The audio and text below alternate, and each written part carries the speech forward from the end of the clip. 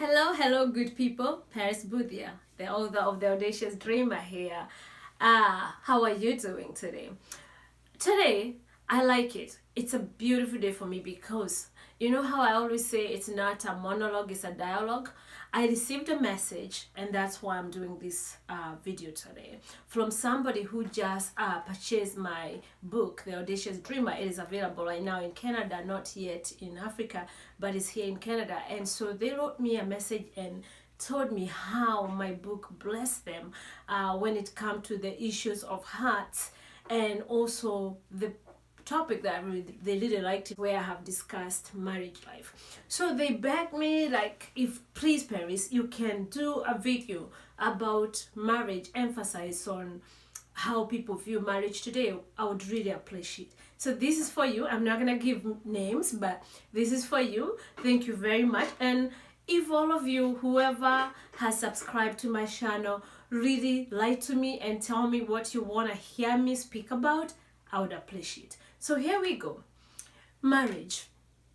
I have spoken about this not into big detail, but as much as I could, and it's my truth in my book, The Audacious Dreamer. I just gave my truth, what I think of marriage, the ups and downs of it, and how I've survived it, that I'm still married today for over 20 years and with 2 beautiful children. So I know some people will not like maybe the nuggets I give. They might think it's cliche or it's old-fashioned or it's more, I don't know. But this is just my truth. I'm just sharing. Let's dive into it.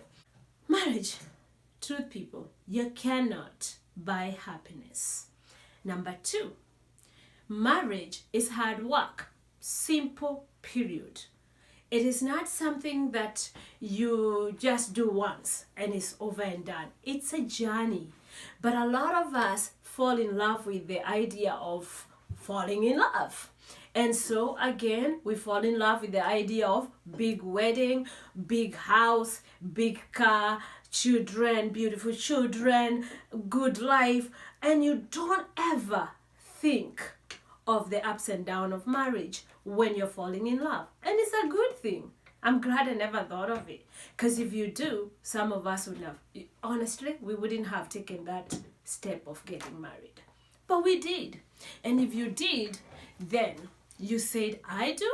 And especially if you said, I do before God, then you did. It's undo until death do us apart. So happiness in marriage is a personal choice, period.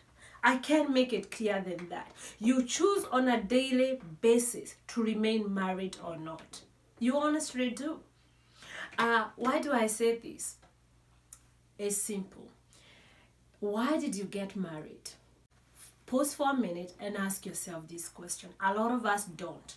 We got married, then we got children, then we got mortgage. For those who took mortgage, for those who are lucky, they built their house from scratch, and now they have this beautiful life together. But all of a sudden, the beautiful life that was beautiful a couple of years ago, now it's miserable life. Just pause and ask yourself, why did you get married? Once you find your why, you will find where the problems area is, because it's simple.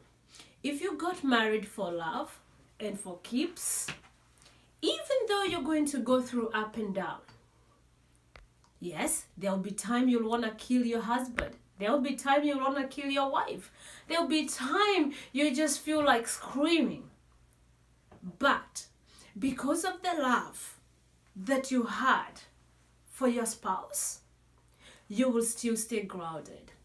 You will still find that one thing, the why I got married, that will still make you want to continue in this journey.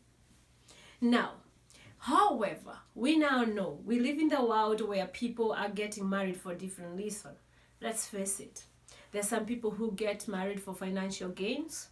There's still people who get married just for company. There are people who get married for children. I've had people complaining that, oh, when we were dating and when we first got married, he was good to me, he would take me everywhere, he had time for me, and all this. Then my next question to them was, what made you get attracted to the man? Was he working hard before he married you? Was she working hard before she married you?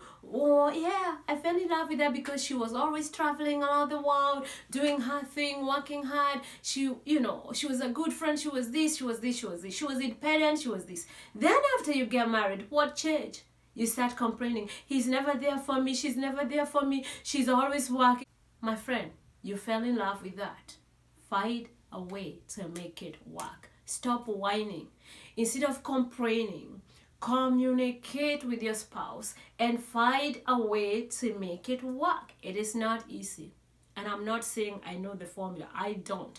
I'm still myself trying to find what will make me continue being married for the next 20. So, my dear ones, here's the analogy I like to use. It's like a new car. You love it. You love the smell.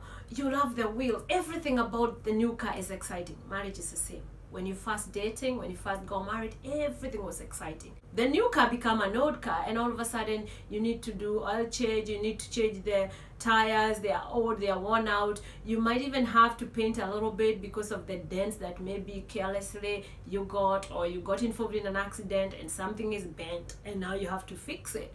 For the car to remain, you know, that lovely car you loved, even though it doesn't go back to being new, you kind of maintain it. Same thing with marriage. It cannot be the same way from the day you started. Some things will change. Some things will get worn out. Some things will get, they will look different. We change physically, even emotionally. Sometimes even people, as you know, remember, time change everything. So maybe when you fell in love with each other, the things that made you fall in love with each other might change somewhere. That doesn't mean you have to call it quit. No.